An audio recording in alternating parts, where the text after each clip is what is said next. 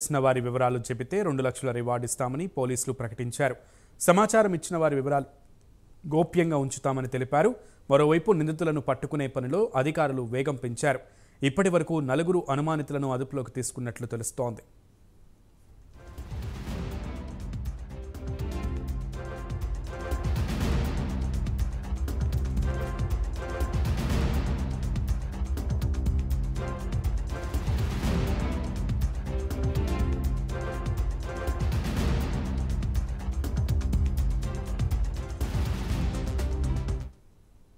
ఇదే విషయానికి సంబంధించి మరింత సమాచారం మా ప్రతినిధి సాంబశివరావు అందిస్తారు. సాంబశివరావు. సునీల్, మనం చూస్తున్నట్లయితే నిన్న జరిగినటువంటి గత 2 రోజులకు కూడా జగన్మోహన్ రెడ్డి జరిగినటువంటి దాడికి సంబంధించి ఇప్పటి వరకు కూడా రాష్ట్ర వ్యాప్తంగా కూడా ఇష్యూ నడుస్తున్నటువంటి పరిస్థితి. దీనికి సంబంధించి నిన్నటి వరకు కూడా పోలీసులు అయితే తన బైనరీలో అక్కడ ఉన్నటువంటి పరిసర ప్రాంతాల్లో కానీ అన్ని చోట్ల కూడా విచారణ చేసినటువంటి పరిస్థితి.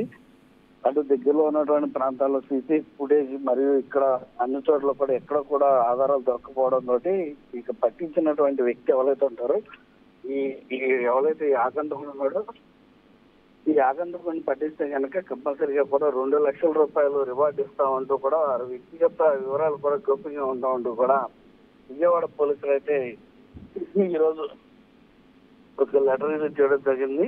ముఖ్యంగా కేసులో దోహదపడే సమాచారాన్ని అందించిన వారికి 2 లక్షల రూపాయల బహుమతి ఇస్తామంటూ కూడా ప్రచారం చేశారు.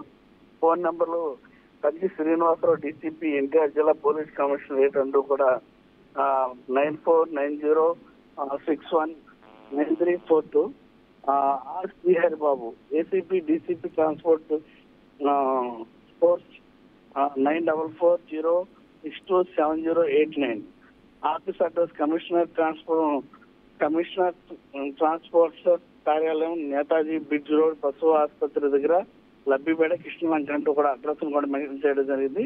మొత్తంగా దీనికి సంబంధించి సెల్ ఫోన్ దృశ్యాలు కానీ వీడియోలు కానీ ఎక్కడన్నా ఆగంతకులకు సంబంధించినటువంటి వివరాలతో పాటు ఏదైనా ఫోన్ మెసేజెస్ కానీ ఏదైనా ఆధారాలు ఉన్నట్లయితే కనుక తమ దృష్టికి తీసుకొచ్చినట్లయితే కనుక ప్రత్యక్ష సాక్షులైనా సరే చూసామా అన్నట్లయితే కనుక అలాంటి వారు ఉన్నా సరే ఎక్కడైనా సరే ఏదో ఒకటి కనుక ఆధారాన్ని కనుక తీసుకొచ్చినట్లయితే కనుక వారికి 2 లక్షల రూపాయల బహుమతి ఉంటుందంటూ కూడా ఈ రోజు ప్రెస్ నోట్ రిలీజ్ చేయడం జరిగింది. అంటే ఇక్కడ గతం నుంచి కూడా అంటే గత 2 రోజులుగా కూడా అటు టీడీపీ బీజేపీ వాళ్ళు కూడా అటు ఏదైతే పోలీసు వైఫల్యం అంటూ కూడా భద్రతా వైఫల్యాన్ని ఎండగట్టే క్రమంలో అటు ఈసీకి కూడా ఫిర్యాదు చేసినటువంటి పరిస్థితి.